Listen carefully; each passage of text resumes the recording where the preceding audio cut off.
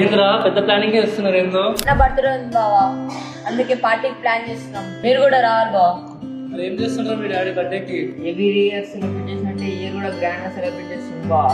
Toys gifts అన్ని చేస్తుంది బావా. లాస్ట్ ఇయర్ బైక్ గిఫ్ట్ ఇచ్చింది బావా, ఇయర్ కూడా కార్ గిఫ్ట్ ఇచ్చాడేమో అని ఆలోచిస్తుంది. నెక్స్ట్ మంత్ నీ బర్త్డే ఉంది కదా, మీ డాడీ ఏం గిఫ్ట్ ఇస్తున్నారు? మా daddy gifts, toys, birthday functions అవన్నీ చేయడు బావ. మరి ఏం చేస్తాడు మీ డాడీ? నా కోసం టాయ్స్ కాదు, ఒక ఓపెన్ ప్లాట్ కొంటా అంటాడు బావ డాడీ. ఓపెన్ ప్లాట్ తో నువ్వే తీసుకుంటారా? ఫ్యూచర్ లో ఎడ్యుకేషన్ కి, బిజినెస్ కి, అక్క మ్యారేజ్ కి అవసరం వస్తాను డాడీ కొంటా అంటాడు బావ. ప్లాట్స్ అన్ని నిజంగా అవసరం వస్తారా మరి ఫ్యూచర్ లో? ఇప్పుడు మనం ఏడున్నాం బావా. మా ఇంట్లో మామ కూడా ప్లాట్ కొన్నందుకు ఇప్పుడు ఇల్లు కట్టిందా బావా. మేము ఇప్పుడు ఎంజాయ్ చేసినాం బావా, అవసరం వచ్చినట్టేగా. ఇవన్నీ మీకెట్ తెలుసురా? డాడీ రోజు ఫోన్ లో మాట్లాడతాడు బావ, ఇని అలవాటు అయిపోయింది. నీకు కూడా జాబ్ వచ్చింది కదా బావ. అయితే ఏంద్రా? జాబ్ వచ్చిందని బైక్, కారు కొనకు బావ, ఓపెన్ ప్లాట్ కొను. మామ కంటే పెద్ద ఇల్లు కట్టొచ్చు బావ. పిల్లలు కాదు పిడుగులు.